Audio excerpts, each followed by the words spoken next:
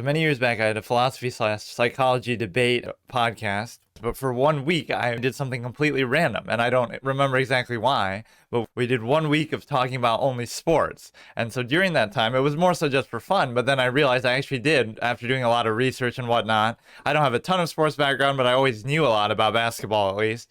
I came up with some pretty good takes, which I've actually seen people comment on YouTube over the years. I guess I won't take total credit for it, but the phrasing seems pretty similar.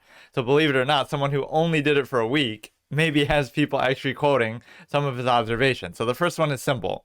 Sam Jones is extremely overrated, and he was the overall leading scorer for the greatest dynasty in the history of sports, and that would be the 11 Celtics championships. Now, he was only on 10 of them, and the reason why, if you add these two up, Bill Russell has like one more point, but of course, he played in more finals than Sam Jones, so he was the clutch shooter. He did everything for them on offense that Russell did on defense. Of course, we have to give Russell credit for being so good on offense as well, but Sam Jones doesn't get that credit. So no one's saying that Sam is better than Bill because we understand the defense point, but simply the fact that he was the best scorer for 10 of those championship teams overall. Of course, he started off a little slow, and then he peaked 22, 24, 21, 27, 22.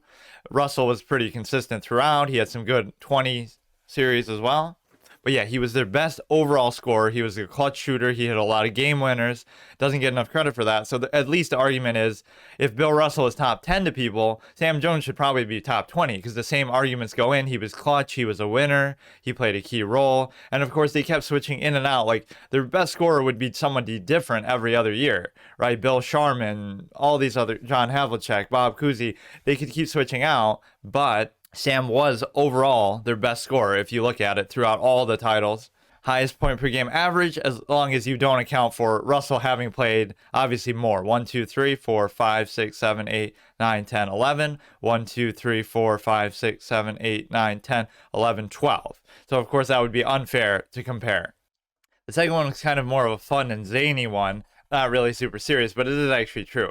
Boris Diaw had more assists per game in an NBA Finals with a prime LeBron James, who wasn't hurt or anything. They both played all 5 games in the 2014 Finals than LeBron. So a prime LeBron had less assists than Boris. Now, that's not necessarily knocking against him or anything about Boris, but just think about that. He led an NBA Finals in assists that featured a prime LeBron James and other terrific players, Dwayne Wade, Tony Parker. How was it?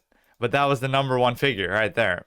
So that is his claim to fame. He can die a happy man or retire a happy player knowing that this is a stat he has. Similar to how Jason Terry outscored LeBron in the 2011 finals. But that people at least acknowledge LeBron choked. Here, LeBron played well. It's just that the defense was really good by the Spurs, and other Heat players obviously struggled in that series a lot. But that is a shockingly low number too for him. And again, he wasn't hurt or anything. He played very well. This next one is more of like an old school boomer take, but I'm not even that old. It's just, if you research and look back and actually look at the film, you realize Rick Barry is super underrated, and he has achievements that like only Michael has. 41 points per game at NBA Finals series, only he has it. Of course, he lost the series to Wilt, but still. Rick Barry had an unbelievable bunch of playoff series. In 75, he won the title as a heavy underdog versus the Bullets, right? He carried that team. His second leader scorer was Jamal Wilkes, but he wasn't even an all-star yet. He averaged 11 points per game on like 37% shooting. Jamal Wilkes did. That was the second leading scorer, going up against Hall of Famers Wes Unseld, Alvin Hayes. So again, clearly he swept them, in fact, too. He was clutch on both ends. He had a very high defensive rating. So it's not just that he was a one-way player. Unbelievable offensive player. Led the ABA and NBA in scoring. Both. If he didn't play in the ABA, people would probably regard him a lot higher. So you can make a case he's top 10, he's top 20 all time. Jerry West, Kobe, he's in that mix. I don't see why you wouldn't put him there. Again, that 41 points per game in finals, tied with Michael for the highest ever. This was no ordinary player. He doesn't get the shine because he played in the ABA. But this is not even really a hot take. It's just more one that doesn't get said enough. People are putting players like Dwayne Wade in the top 20. No disrespect, but I'd put Barry in there before him at least. But the next one's kind of a twofold, and it's the idea that efficiency is everything, and it doesn't matter about anything else when you're a star player. So Jason Kidd is trash. Dirk Nowitzki is overrated in this context. The idea that people will throw so many laudables at Dirk, but if you look at it in context, look at his two major failure series. 2006 versus the Heat, 22 on 39% from the field, 25 from three. That's a very bad series for him. That's why they lost, even being up 2-0. People have questions about the refereeing in the series. Fine. Dwayne Wade shot more free throws than the whole Mavs team, but the point is Dirk did not play well in that series at all. So again, when he's the focal point, and he was in fact their second leading scorer, I believe, but that's not a good stat line. 2007, this was the We Believe. You get upset as the first seed by the 8th seed, and Dirk was MVP this year, and look at what he did. 19 in that series on 38, 21 from three. Two very bad series. It tells me the common denominator is he'd be better off as a second star on a multiple championship team. Again, look at it from the perspective of an executive or an owner. You don't want to just win one title in 20 years. You want to win 3 or 5. So imagine if he was the second option to Kobe in his prime, or to Shaq or somebody like that, depending how the fit would work. Those guys should be the number one. They'll win 3, 4, 5 finals in a row, and Dirk will be a great second option. That's not a knock against Dirk. It's just looking at, yeah, you won one title in 20 years as the franchise player. All due respect, I don't want that. I want you to be the second option. Now, it's easier said than done to put that sort of team together, but no disrespect to him, but this doesn't look like a number one option to me. Obviously, you'll point to 2011, but that was one time. That's what I mean. In 20 years of being a franchise player, you should have one time like this. This is not acceptable. And the other problem with him is that he doesn't excel in the other areas. He's never been known as a great defender, oftentimes as a bit of a flaky, even soft defender. Make of it what you will, but nobody ever talked about him as a great defensive player.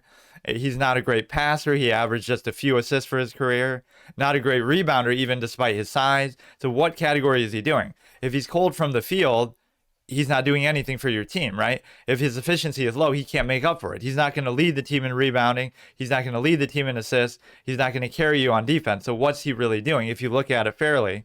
And then Kidd is somebody who scored very little for his career, but I still knock him for his field goal percentage, simply the fact that you can't really win with a guy who's shooting 40% if he's supposedly your best player, right? Kenyon Martin was scoring more than him back in the day with the Nets. He wasn't scoring a ton, which is fine. He'll do great defense, great other things. It's almost these are the inverse of each other. A great scorer who wasn't always the most efficient, a great passer and other things who was so inefficient that, and I'm talking about this is overall, not just like playoffs or particular series. This is for his whole career, where you don't win with a guy like that, and you didn't win. He won finally in 2011 with the same team, of course. This is the tie-in, but he was averaging like 7 points, and he was just like a spot-up three-point shooter, game manager, etc. So that's fine. But these two tie together simply in the fact that you don't want either of these guys to be the best player on a team that you want to win a title on. They can both be second, or this kid should really be a third option. He's a great passer, this and that.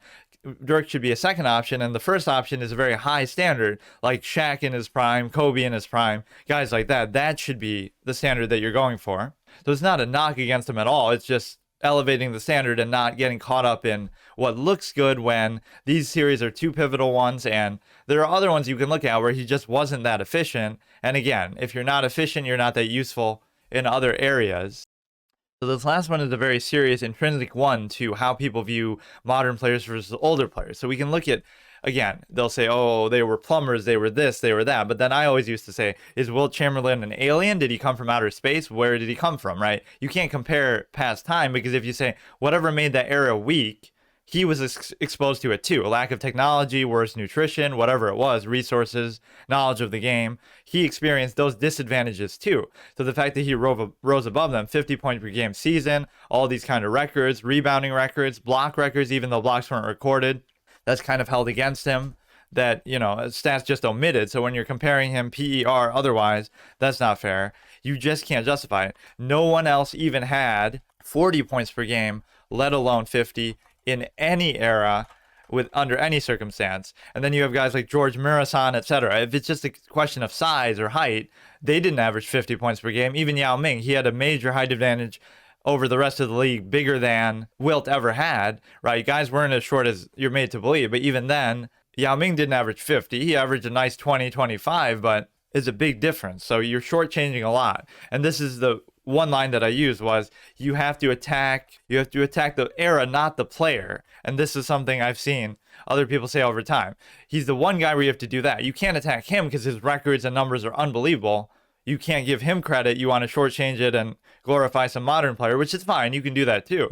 But in and of himself, there's nothing to attack. His numbers speak for themselves. Unbelievable. Sometimes a little bit lower on the playoffs, but again, still leading you in rebounding, leading you in assists a lot of the time. Led the finals in assists when he won his MVP. It's just a question of, you can't discredit the entire era to attack him. Otherwise, everything is relative. 30 points per game was still rare back then. Not everyone was doing it. That would be the argument. If anyone was just getting 30 just like that, right? Kuzi shot 40%. It doesn't matter that he's a guard. Wilt shot 50%, right? So he doesn't need the crutch of it one way or the other. You don't need to make an excuse and say, oh, 40 was acceptable because you're playing back then. No, 40 is bad. It was bad then. It'd be bad now from the field. Wilt, 50 was good then. It would be good now too.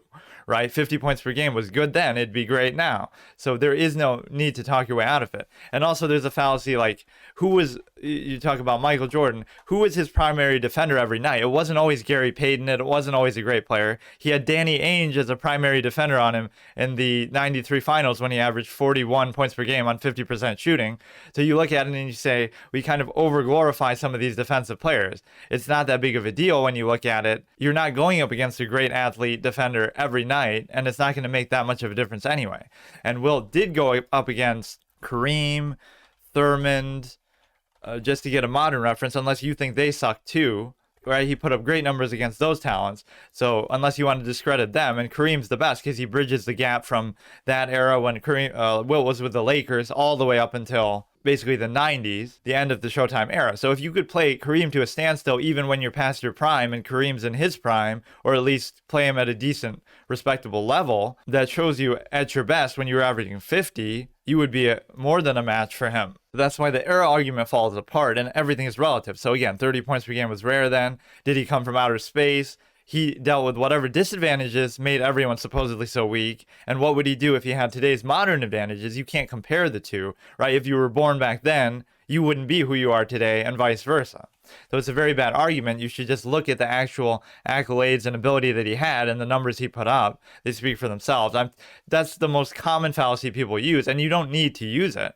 Right? By that logic, everyone else should be discredited even more. So like when people have Russell over Chamberlain, makes absolutely no sense because they put up similar numbers. Wilt was also a great defender. He doesn't get enough credit. But anybody who had seen him testifies to that effect, that he would often get more blocks a game than even Russell would. So yeah, that was just within 1 week of doing it. These were some of the better ones that I can remember and that I've seen people refer to over the years.